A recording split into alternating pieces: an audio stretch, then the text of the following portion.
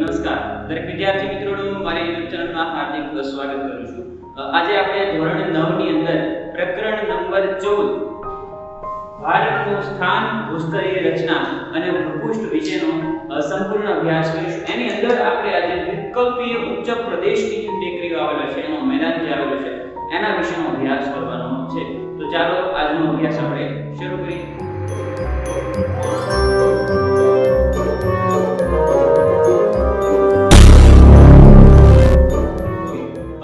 વિકલ્પીય ઉચ્ચ પ્રદેશ આપણે આની પહેલા બે અલગ અલગ જે છે ઉચ્ચ પ્રદેશોની વાત કરી। હવે આપણે વાત કરવી છે વિકલ્પીય ઉચ્ચ પ્રદેશની। આ દેશનો સૌથી જૂનો ભૂસ્તરીય ભાગ છે। આ જે ભાગ આવેલો છે ને એ સૌથી જૂનો ભૂભાગ છે। સૌથી જૂનામાં જૂનો જો કોઈ ભૂભાગ હોય તો આ વિકલ્પીય ઉચ્ચ પ્રદેશનો જે ભાગ છે એ જૂનામાં જૂનો ભૂભાગ છે। ઊંધા ત્રિકોણાકારે વિસ્તરેલો છે। ઊંધા ત્રિકોણાકાર એટલે તમે ભારતનો નકશો તમે જુઓ ને તો નીચેનો ભાગ છે આ રીતે ક્રોસ છે, બરાબર? એટલે કહેવાય ને કે ઊંધા ત્રિકોણાકાર છે। ઉપરથી આ રીતે કાપીને તો ઊંધો ત્રિકોણાકાર થાય, બરાબર? ઊંધા ત્રિકોણાકાર જે છે એ ભારતનો વિકલ્પીય ઉચ્ચ પ્રદેશ આવેલો છે, એ રીતે વિસ્તરેલો છે। તેની સરેરાશ ઊંચાઈ તો પૂછવામાં આવે તો 600 મીટર થી 900 મીટર જેટલી છે। આ ખાસ ધ્યાન રાખવું વિદ્યાર્થી મિત્રો કે ભાઈ એની ઊંચાઈ પૂછવામાં આવે તો 600 મીટર થી 900 મીટર ની વચ્ચે એનો એવરેજ રેશિયો છે, જેનો પાયો દિલ્હી થી રાજમહેલની ટેકરીઓ વચ્ચે અને શીર્ષ ભાગ અન્નમલાઈની ટેકરી। જો પાયો ક્યાંથી શરૂ થાય છે? દિલ્હી થી રાજમહેલની ટેકરીઓ, અહીંથી પાયો શરૂ થાય છે અને અન્નમલાઈ એટલે કે એનો શીર્ષ ભાગ જોવા જઈએ તો અન્નમલાઈ ક્યાં આવ્યું? તો એ આવ્યું છે તમિલનાડુમાં। તમિલનાડુની અંદર આવેલું છે અન્નમલાઈ, ત્યાં એનો શીર્ષ ભાગ આવેલો છે। ભૂસ્તર વિજ્ઞાનની દ્રષ્ટિએ શિલોંગનો ઉચ્ચ પ્રદેશ આપણે જોયો। શિલોંગનો ઉચ્ચ પ્રદેશ અને મિકીર પહાડી, આ મિકીર પહાડીનું નામ છે। એ મિકીર પહાડી એટલે કે ક્યાં આવી છે? એ આવી છે મેઘાલયમાં। એ વિકલ્પીય ઉચ્ચ પ્રદેશનો જ ભાગ છે। મેઘાલયની અંદર જે પહાડી આવેલી છે મિકીર પહાડી, એ પણ વિકલ્પીય ઉચ્ચ પ્રદેશનો જ એક ભાગ છે। આ પ્રદેશને ત્રણ બાજુએ સમુદ્ર આવેલો હોવાથી તેને વિકલ્પીય કહે છે। તમને એવો પ્રશ્ન થાય કે ભાઈ વિકલ્પીય આપણે કહીએ પણ વિકલ્પીય શું કામ કહેવાનું? વિકલ્પીય શું કામ કહીએ છીએ આને? તો કે એને ત્રણેય બાજુ અલગ અલગ મહાસાગરો સમુદ્ર આવેલા છે। તમે ભારતનો નકશો જોશો ને એમાં તમને જાણવા મળશે કે ત્રણેય બાજુ નીચેનો જે ભાગ છે ને એની ત્રણેય બાજુ પૂર્વ, પશ્ચિમ અને નીચે દક્ષિણમાં એ બધાની પાછળ ફરતે જોવા જઈએ તો ત્યાં દરિયો આવેલો છે। તો એનો મતલબ એવો કે ત્રણેય બાજુથી દરિયો હોય અને એક બાજુથી જમીન હોય એને આપણે દ્વીપ કહીએ। તો એટલા માટે આ પ્રદેશને આપણે દ્વીપકલ્પીય ઉચ્ચ પ્રદેશ તરીકે ઓળખીએ છીએ। ઉત્તર પ્રદેશ એટલે ઉચ્ચ પ્રદેશ કહેવામાં આવે છે, તેના બે ભાગ પાડવામાં આવે છે। આ જે પ્રદેશ છે ને એના પાછળ બે ભાગ પાડવામાં આવે છે। સૌથી પહેલો છે માળવાનો ઉચ્ચ પ્રદેશ, જેને આપણે મધ્યવર્તી ઉચ્ચ ભૂમિ તરીકે પણ ઓળખીએ છીએ। એવો પ્રશ્ન પૂછે કે મધ્યવર્તી ઉચ્ચ ભૂમિ એટલે શું? તો કે એટલે આપણો આ માળવાનો પ્રદેશ છે એને તે નામથી પણ ઓળખવામાં આવે છે। માળવાના ઉચ્ચ પ્રદેશના ઉત્તર પશ્ચિમ ભાગમાં,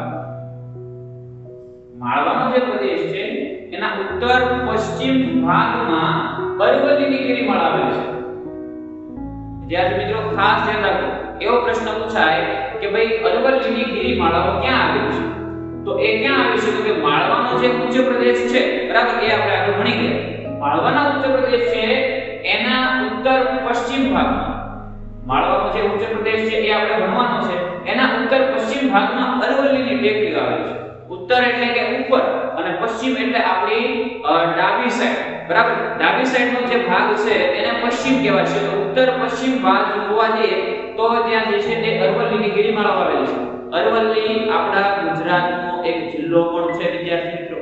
તો એક ડુંગરની આખી હારમાળા ત્યાં આવેલી છે, એના ઉપરથી ને એનું નામ પાડવામાં આવ્યું છે અરવલ્લી, બરાબર? અરવલ્લીની ગિરિમાળા આવેલી છે। અરવલ્લી વિશ્વની પ્રાચીનતમ ગિરિમાળા છે। સૌથી પ્રાચીન જોવા જઈએ તો એ ગિરિમાળા કઈ? તો એ અરવલ્લીની ગિરિમાળાઓ આવશે। એ પૈકીની એક છે જે ગેડ પર્વત ધરાવે છે। ગેડ પર્વત આપણે હિમાલયની પણ વાત કરી।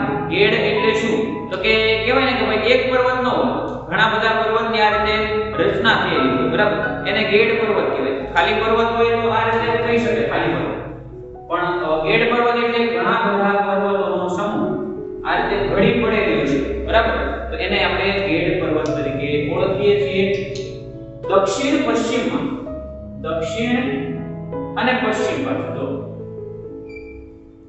દક્ષિણ એટલે નીચે, પશ્ચિમ એટલે આપણી ડાબી સાઈડ.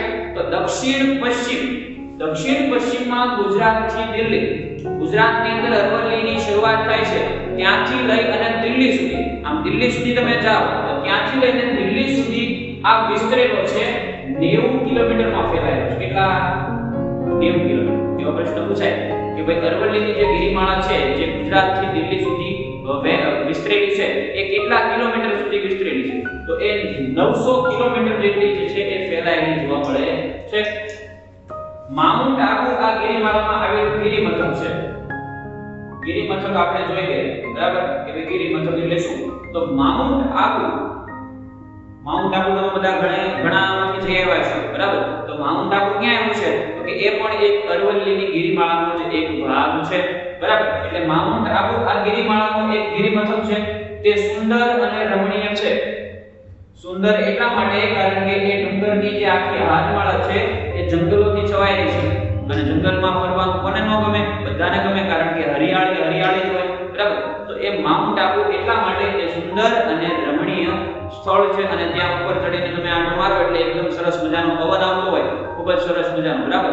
એટલા માટે પણ ત્યાં જે છે મજા આપણને આવે છે. તેનું સૌથી ઊંચું શિખર એટલે કે જે આખી હાથમાળા છે એમાં સૌથી ઊંચું જો શિખર હોય બરાબર, તો એ આ ગિરિમથકની વાત છે. માઉન્ટ આબુ છે એ ગિરિમથક છે, પરંતુ એમાં જો શિખરની વાત કરવામાં આવે તો આ શિખર તરીકે ગુરુ શિખર જે આવેલું છે એ આ શ્રેણીનું, આ જે આખી અરવલ્લીની શ્રેણી છે એનું સૌથી ઊંચામાં ઊંચું શિખર જો કોઈ હોય તો એ છે ગુરુ શિખર.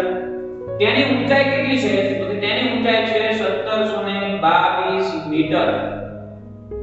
વિદ્યાર્થી મિત્રો ખાસ ધ્યાન રાખજો, એવો પ્રશ્ન પૂછવામાં આવે કે ભાઈ અરવલ્લીની જે ગિરિમાળા છે એની અંદર સૌથી ઊંચું જે શિખર છે ગિરિ શિખર એ કેટલા મીટર ઊંચાઈ ધરાવે છે? એ 1722 મીટર જેટલી ઊંચાઈ ધરાવે છે. આ પ્રદેશની દક્ષિણ, આ પ્રદેશ એટલે કયો? તો કે અરવલ્લીનો જે આપણે વાત કરી, અરવલ્લીની ગિરિમાળાની જે વાત કરી, એ પ્રદેશની દક્ષિણનો જે ભાગ છે એને વિંધ્યાચલથી નીકળતી નદી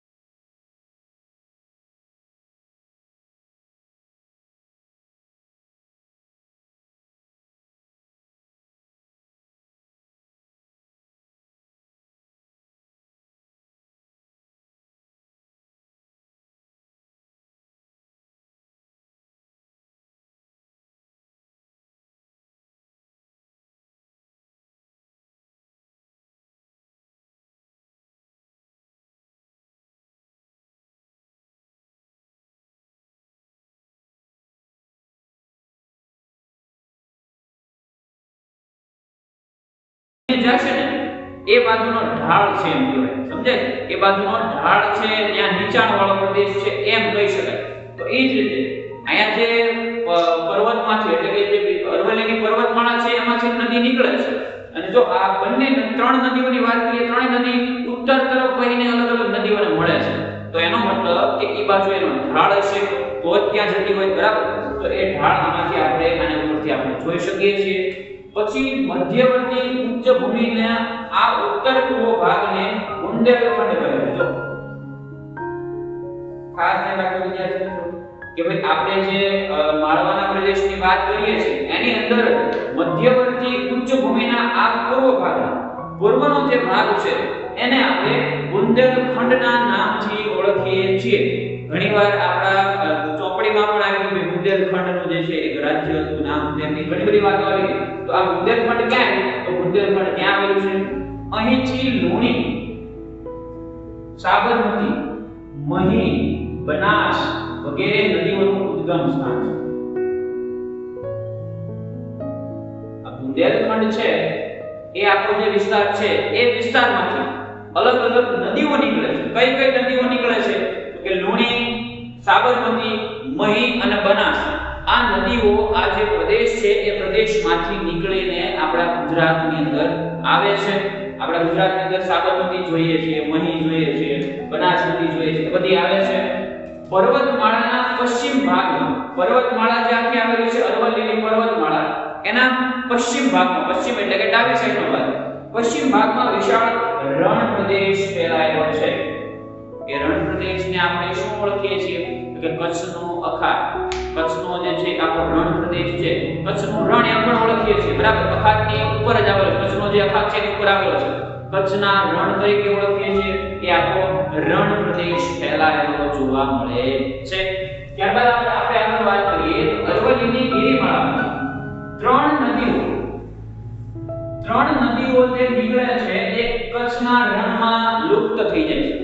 અરવલ્લીની જે ગિરિમાળાની આપણે વાત કરી એમાંથી એવી ત્રણ નદીઓ નીકળે છે કે જે કચ્છના અખાતમાં મળી જાય છે અને જે સાગરને, મહાસાગરને મળતી નથી. આપણે જનરલી તમે જોવા જાવ તો નદીનું અંતિમ સ્થાન જો કોઈ હોય તો એ છે મહાસાગર અથવા તો એટલે કે ટૂંકમાં દરિયો, બરાબર? દરિયામાં દરેક નદીઓ મળી જતી હોય છે. પરંતુ આ ત્રણ નદીઓ એવી છે આપણી ગુજરાતની કે જે ત્રણ નદીઓ અરવલ્લીની ટેકરીમાંથી નીકળે છે પરંતુ એ મહાસાગરને મળતી નથી. એ કચ્છના રણમાં લુપ્ત થઈ જાય છે અને આ ત્રણ નદીને આપણે ગુજરાતની કુમારી નદી તરીકે પણ ઓળખીએ છીએ. એ કઈ કઈ નદી છે? તો કે એનું એક સરસ મજાનું સૂત્ર છે, જો બસરુ. તો એ બસર ઉપરથી આપણે એક સરસ મજાનું સૂત્ર છે, તો એના વિશે આપણે જોઈએ કે બ એટલે બનાસ, સ એટલે સરસ્વતી અને છેલ્લું આવે છે રૂ એટલે રૂપેણ. આ ત્રણ નદીઓ એવી છે કે જે ગુજરાતની કુમારી નદી છે, જે સાગરને મળતી નથી, એ કચ્છના અખાતમાં લુપ્ત થઈ જાય છે. જ્યારે બીજી નદીઓ સાબરમતી, મહી નદી, સાબરમતી અને મહી નદી તમે જોવા જાવ તો એ ગુજરાતમાં તમે જોઈ શકો છો. સાબરમતી ક્યાં? અમદાવાદનું રિવરફ્રન્ટ આખું જે બનાવવામાં આવેલું છે સાબરમતી ઉપર, ત્યાંથી એ વહે છે. એ જ રીતે મહી નદી મહીસાગરમાંથી એન્ટર થાય છે. તો આ બંને નદી નીકળે છે અરવલ્લીની પર્વતમાળામાં, પણ મળે છે ક્યાં? તો કે એ મહાસાગરનો કચ્છનો જે ખંભાતનો જે આપણો અખાત છે એ અખાતની અંદર બંને નદીઓ મળી જાય છે. આની સાથે એક સરસ મજાની માહિતી આપી દઉં કે જો ગુજરાતની સૌથી લાંબામાં લાંબી નદી પૂછવામાં આવે તો એ આવશે સાબરમતી. સાબરમતી નદી જે છે એ ગુજરાતની લાંબામાં લાંબી નદી છે. તો તમને એમ કહેશે મોટી નદી કઈ?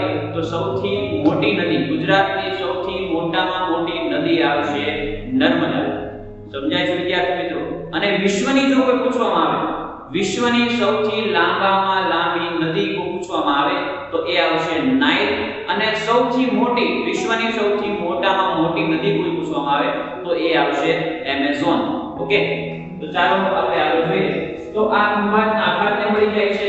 આ નદીઓના વહેણ પરથી ખ્યાલ આવે કે પશ્ચિમ તરફના માળવાના પ્રદેશ છે, ઉચ્ચ પ્રદેશનો ઢાળ કઈ બાજુ છે? દક્ષિણ પશ્ચિમ તરફ છે. એટલે કે જે આ નદીઓ એટલે કઈ કઈ? સાબરમતી અને મહી. સાબરમતી તમે જોતા હશો ઉપર સાબરકાંઠામાંથી એન્ટર થાય ને છે કે આપણા અમદાવાદ પાસે ખંભાતનો અખાત છે, ખંભાત પાસે, બરાબર? ત્યાં છે મળે છે. એ જ રીતે મહી નદી છે, મહીસાગરમાંથી આવેલી છે, ખંભાતના અખાત સુધી જે છે એ મળે છે, બરાબર? તો એનો મતલબ શું થયો કે ભાઈ એનો ઢાળ કઈ બાજુ છે? તો પશ્ચિમ તરફ માળવાના પ્રદેશ છે, એનો ઢાળ કઈ બાજુ છે? દક્ષિણ પશ્ચિમ તરફ. તો દક્ષિણ પશ્ચિમ તરફ એનો ઢાળ જોવા મળે છે. રાજમહલની ટેકરીઓ તથા શિલોંગનો ઉચ્ચ પ્રદેશ. હવે આપણે પાછી વાત કરી છે રાજમહલની ટેકરીઓ અને શિલોંગનો ઉચ્ચ પ્રદેશ, છોટા નાગપુરનો ઉચ્ચ પ્રદેશ,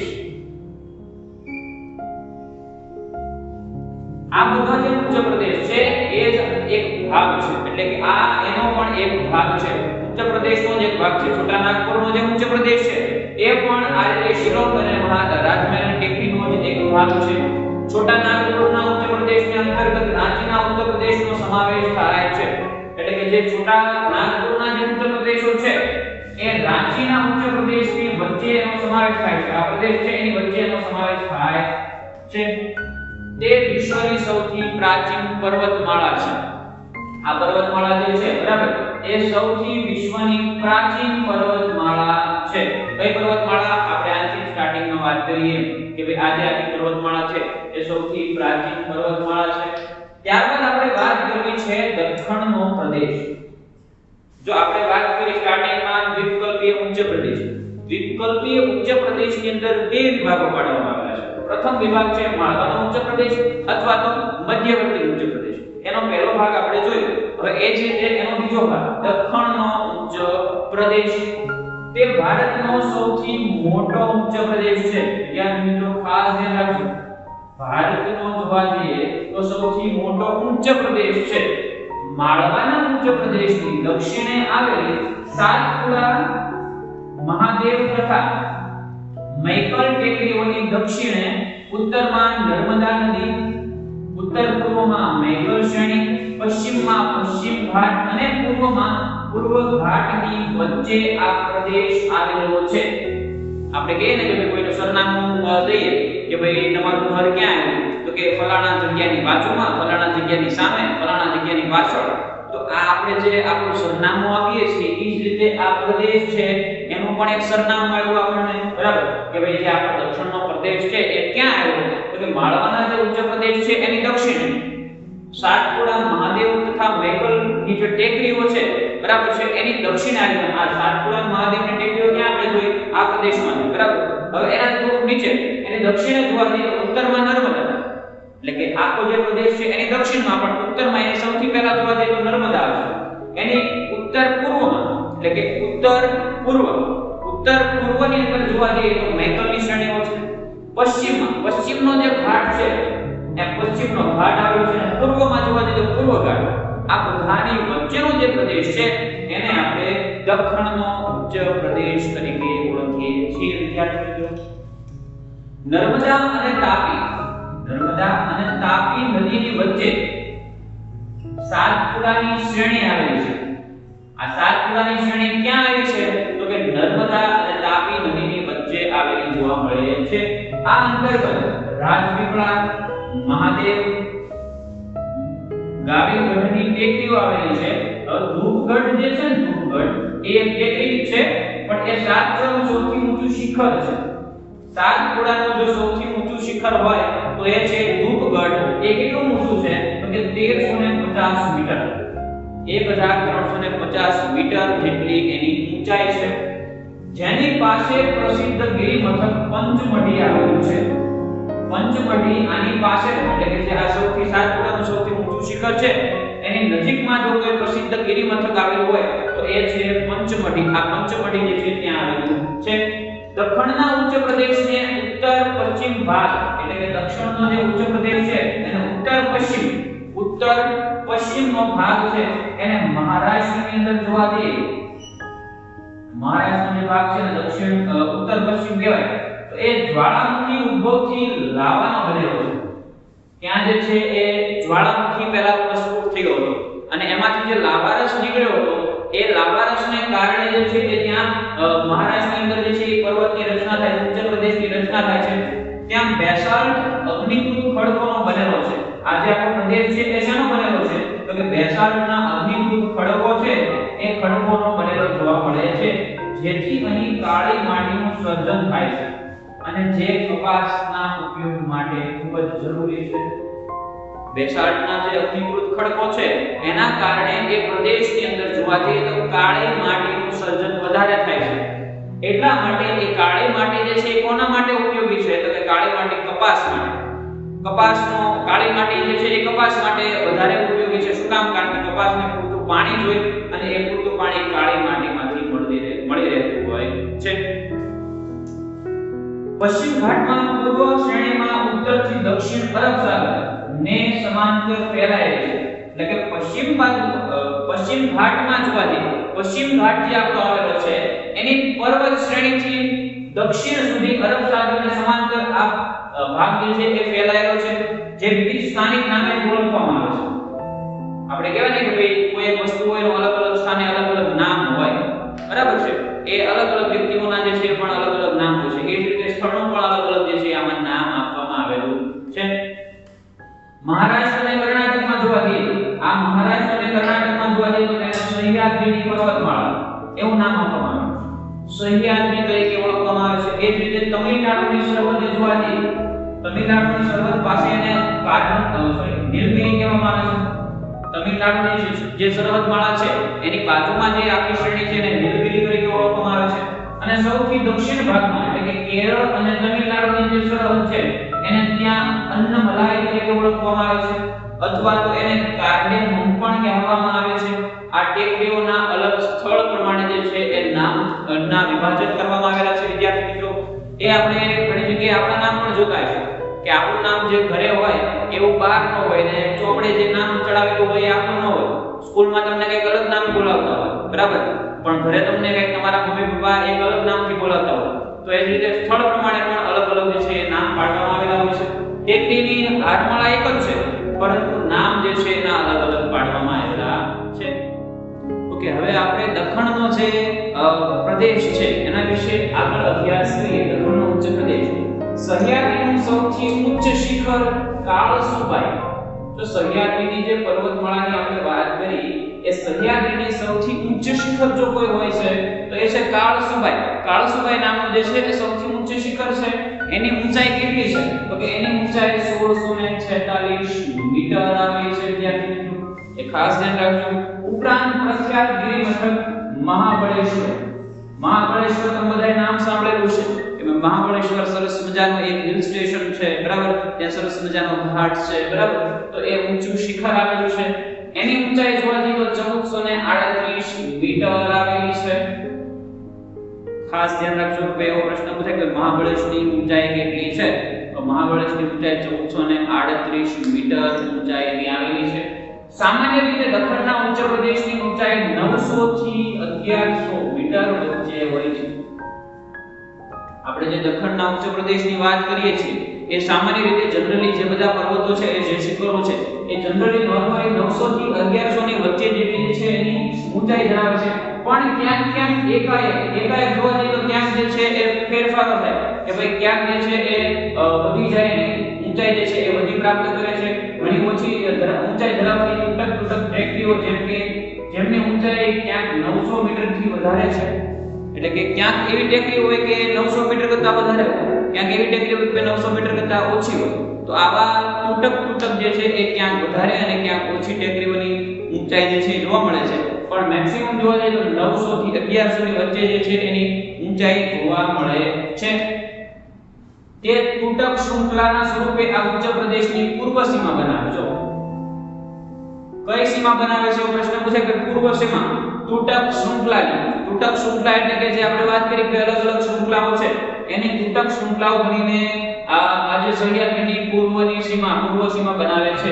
આને પૂર્વ ઘાટ કહે છે. પૂર્વનો જે આખો ઘાટ છે આવી તૂટક શૃંખલાથી બનેલો છે. તો આ આખી જે શૃંખલા છે એને આપણે પૂર્વ ઘાટ તરીકે ઓળખવામાં આવે છે. નીલગિરી ટેકરીઓનું ઉચ્ચ શિખર દોદાબેટા. નીલગિરી જે ટેકરીઓ છે, નીલગિરીની ટેકરીઓ એનું સૌથી ઊંચું જો શિખર હોય તો એ છે દોદાબેટા, જેની ઊંચાઈ 2636 મીટર આવેલી છે. વિદ્યાર્થી મિત્રો, 2636 મીટર એની ઊંચાઈ છે. અન્નાઈમુડી નામનું જે ઉચ્ચ શિખર છે એની ઊંચાઈ આવેલી છે 2695 મીટર આવેલી છે. અન્નાઈમલાઈની ટેકરીઓ સહિત સમગ્ર પશ્ચિમ ઘાટનું ઉચ્ચ શિખર છે. એટલે કે અન્નામલાઈની ટેકરીઓ આ જે આપણે વાત કરી અન્નાઈમુડી એ જે છે એ એનું પશ્ચિમનું ઉચ્ચ શિખર માનવામાં આવે છે. આ છે 2636 પણ આ છે 2695. ઊંચાણ એટલે સૌથી ઊંચું શિખર હોય તો અન્નાઈપુરી છે, જે અન્નાઈ મલાઈની ટેકરીઓની સૌથી ઊંચી જે છે એ શિખરમાળા તરીકે ઓળખવામાં આવે છે. પશ્ચિમ ઘાટ પૂર્વ ઘાટ કરતા પશ્ચિમનો એટલે કે આપણો જે પશ્ચિમનો ઘાટ છે એ પૂર્વ ઘાટ કરતા કેવો છે તો કે ઊંચો અને ઉત્તરથી દક્ષિણ આ જે છે એ ઊંચો છે અને ઉત્તરથી દક્ષિણ એટલે કે ઉપરથી નીચે ઊંચો થતો જાય છે. આપણે નીચેનો દરિયા કિનારો જોવા જઈએ તો પશ્ચિમ બાજુની આખી હારમાળા છે ને ત્યાં પર્વતની આખી શ્રેણી આવે છે. એટલે આપણે દરિયો અંદર નથી આવી નતર તો દરિયો અંદર ન આવી જાય, પરંતુ ત્યાં પર્વતની હારમાળાને કારણે જે છે એ ત્યાં ઊંચાઈ આવેલી છે અને આ જે છે એ પૂર્વ કરતા પશ્ચિમમાં જે છે એ ઊંચાણવાળો વિસ્તાર જોવા મળે છે. પૂર્વ ઘાટ અરસપરસ એટલે કે અસ્પષ્ટ અને તૂટક છે. પૂર્વ ઘાટ જે છે એ અસ્પષ્ટ અને તૂટક છે. પશ્ચિમ બાજુ તમે જોવા જાવ તો આખી હારમાળા છે, પરંતુ પૂર્વ બાજુ તમે જોવા જાવ તો ક્યાંક પર્વત હોય, ક્યાંક તૂટક હોય, ક્યાંક ન હોય, ક્યાંક હોય, ક્યાંક ન હોય. એ રીતે અસ્પષ્ટ તૂટક જે છે એની હારમાળા આવેલી છે. કારણ કે બંગાળની ખાડીમાં એટલે કે બંગાળની ખાડીમાં તમે જોવા જાવ તો ઘણી બધી નદીઓ જતી હોય છે. આપણે ભારતની જોવા જઈએ તો ઓલમોસ્ટ બધી નદી, દક્ષિણ ભારતની બધી નદીઓ બંગાળની ખાડીમાં મળે છે. માત્ર બે નદીઓ એવી છે કે જે પશ્ચિમ બાજુ વહીને અરબ સાગરને મળે છે. કઈ કઈ તો કે એક છે નર્મદા અને એક છે તાપી. આ બે નદીઓ જે છે એ દક્ષિણ ગુજરાતની દક્ષિણ ભારતની એવી નદીઓ છે કે જે ગુજરાતમાં વહીને પશ્ચિમ બાજુ વહે છે. બાકીની બધી નદીઓ, તમામ પ્રકારની નદીઓ જે છે એ બંગાળની ખાડીમાં વહીને મળી જાય છે. તો આ બધી બંગાળની ખાડીમાં વહીને મળી જાય છે. તો એના કારણે શું થાય છે તો કે એના કારણે ખાડીમાં પર્વત એટલે કે બંગાળની ખાડીમાં જવાથી કઈ કઈ નદી, મહાનદી, ગોદાવરી, કૃષ્ણા, કાવેરી વગેરે આ બધી નદીઓ છે એ બંગાળની ખાડીમાં ભળવાને કારણે ત્યાં એને કાપી નાખે છે. એટલે કે જે આખું ઘાટ હોય એની નદી નીકળે એટલે તમને બધાને ખબર છે કે નદી છે એ કોઈ પણ રસ્તામાં વસ્તુ આવે તો એના ઉપરથી ઘસારણ કરીને એને કાપી નાખશે. તો આ ડુંગરની હારમાળા હોય એમાંથી જો નદી નીકળે તો એ ત્યાંથી એનો પોતાનો રસ્તો કરી લે. એટલે હારમાળાને જે છે એ સતત કન્ટિન્યુ રાખશે નહીં, પણ ત્યાં જે છે એ એટલામાં તૂટક કરી નાખશે, એટલામાં કાપી નાખશે. એટલા માટે જે છે આ અસ્પષ્ટ પૂર્વ બાજુની ઘાટની લાઈન છે. અલગ અલગ પહાડીઓ બની ગઈ છે, એટલે કે આ જે આખી લાઈન હતી એને બદલે નદીઓને વહેવાને કારણે એના જે છે અલગ અલગ કટકા પડી ગયા છે, અલગ અલગ પહાડીઓ બની ગઈ છે. પૂર્વ ઘાટનું સર્વોચ્ચ શિખર જો કોઈ હોય તો એ છે ઓરોયાકોંડ નામનું જે શિખર છે એ સર્વોચ્ચ શિખર છે, જેની ઊંચાઈ જે છે એ 1680 મીટર જેટલી આવેલી છે. પહેલા આપણે વાત કરી કે પશ્ચિમ ઘાટની વાત કરી, હવે આપણે છે પૂર્વ ઘાટની વાત છે. તો કે પૂર્વ ઘાટમાં જો કોઈ સૌથી ઊંચું શિખર હોય તો એ છે ઓરોયાકોંડ, બરાબર, અને એની ઊંચાઈ જોવા જઈએ તો 1680 મીટર જેટલી આવેલી છે. વિશાખાપટ્ટનમમાં આવેલું છે. વિશાખાપટ્ટનમ તમે જોવા જાવ તો એ વિશાખાપટ્ટનમનો જે એરિયા છે એની અંદર આ જે છે એ સર્વોચ્ચ ટેકરી આવેલી છે. ઉપરાંત ઓરિસ્સામાં આવેલું છે. ઓરિસ્સામાં પણ એ જે છે એ આવેલું જોવા મળે છે. ઓરિસ્સામાં કયું આવેલું છે તો કે ઓરિસ્સામાં મહેન્દ્રગિરી. ઓરિસ્સામાં જોવા જઈએ તો મહેન્દ્રગિરી નામની જે સર્વોચ્ચ શિખર છે એ આવેલું છે. એની ઊંચાઈ જોવા જઈએ તો 1510 મીટર છે અને પ્રખ્યાત ગિરિમથક છે. ત્યાં બધા ગિરિમથક એટલે શું કે જ્યાં બધા ફેમસ બધા પ્રવાસીઓ જે છે એ પ્રવાસ કરવા માટે કે મુલાકાત લેવા માટે જતા હોય એને આપણે ગિરિમથક કહીએ. તો આ ઓરિસ્સાનું જોવા જઈએ તો મહેન્દ્રગિરી ગિરિમથક છે એ સૌથી ફેમસ છે. કર્ણાટકનો ભાગ કર્ણાટકના ઉચ્ચ પ્રદેશ અને આંધ્ર પ્રદેશના તેલંગાણાના ઉચ્ચ પ્રદેશ તરીકે ઓળખાય છે. કયા નામથી ઓળખાય છે? કર્ણાટકનો જે ભાગ છે એ કયા ભાગ તરીકે ઓળખાય છે? તો કે કર્ણાટકના ઉચ્ચ પ્રદેશ અને આંધ્ર પ્રદેશના ભાગનો તેલંગાણાનો ભાગ, એના વચ્ચેનો જે આખો પ્રદેશ છે એને જે ઉચ્ચ પ્રદેશ તરીકે ઓળખવામાં આવે છે. અન્નાઈપુરીની ઉત્તર પૂર્વમાં પાલની ટેકરી, કોની ટેકરીઓ આવેલી છે તો પાલની ટેકરીઓ આવેલી છે, જે ક્યાં આવેલી છે? તમિલનાડુમાં આવેલી છે. જ્યાં પ્રસિદ્ધ પર્યટન મથક કોડાઈ કેનાલ ક્યાં આવેલો પ્રશ્ન પૂછાય તો એ કોડાઈ કેનાલ છે એ તમિલનાડુની પાલની ટેકરીઓની અંદર એ સરસ મજાનું મથક જે છે એ આવેલું છે. ત્યારબાદ આપણે પશ્ચિમ ઘાટના મુખ્ય ઘાટ, પશ્ચિમની અંદર જે બધા ઘાટો છે એ અલગ અલગ ઘાટો પ્રમાણે એને ડિવાઈડ કરવામાં આવ્યા છે. તો એ મુખ્ય ઘાટોની અંદર કયા કયા છે એની વાત કરીએ તો એ આપણે વન બાય વન જોતા જઈએ. સૌથી પહેલું છે થાલ ઘાટ. થાલ ઘાટ ક્યાં આવેલું છે તો કે મુંબઈ અને નાસિક વચ્ચેનો જે પ્રદેશ છે બરાબર, વચ્ચેનો જે રસ્તો છે મુંબઈ અને નાસિક વચ્ચેનો જે માર્ગ છે એની અંદર આ ઘાટ જે છે એ થાલ ઘાટ આવેલો છે. એટલે કે એ રસ્તા ઉપરથી જઈએ, પસાર થઈએ અને જે ઘાટ આવે એને આપણે થાલ ઘાટ તરીકે ઓળખીએ છીએ. એ જ રીતે ભાર ઘાટ, તો કે મુંબઈ અને પુણા, જો આ ખાસ ધ્યાન રાખજો, આ છે મુંબઈ ને નાસિક, આ છે મુંબઈ અને પુણે. આ બંનેની વચ્ચે જે આખો ઘાટ આવેલો છે, બંનેના રસ્તાની વચ્ચે માર્ગમાં જે ઘાટ આવેલો છે તેને આપણે ભાર ઘાટ કહીએ છીએ. ત્યારબાદ પાલ ઘાટ, તો કે કોઈમ્બતુર અને કોચીન, કોઈમ્બતુર અને કોચીન વચ્ચે જતા વખતે જે માર્ગમાં વચ્ચે આવે એને આપણે પાલ ઘાટ કહીએ છીએ.